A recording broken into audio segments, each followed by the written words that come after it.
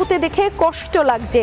Trinamool corporate হাউসের মতো হয়ে গিয়েছে। সোজা আঙুল তুললেন অভিষেক বন্দ্যোপাধ্যায়ের দিকে। দলের বিপর্যয় যদি বলা যায় তাহলে একজনই ব্যক্তি আছে দলটাকে তিলে তিলে শেষ করে দিল, এটা অভিষেক ব্যানার্জি। আমার খুব কষ্ট লাগছে কালকে যখন টিভিতে দেখছিলাম যে মমতা ব্যানার্জিকে লাঞ্ছিত করা হচ্ছে, তার জামা কাপড় ছিঁড়ে দেওয়া হচ্ছে, ধাক্কা মেরে ফেলে দেওয়া হচ্ছে। এটা কিন্তু দেখিনি। না, এর জন্য দায়ী কে? তাই আমি তো বলছি অভিষেক ব্যানার্জি। শুধু কি অভিষেক দল ব্যানার্জি? একদম অভিষেক ব্যানার্জি। দলটাকে ও নিয়ে গেছে যেভাবে কর্পোরেট হাউসের মতো।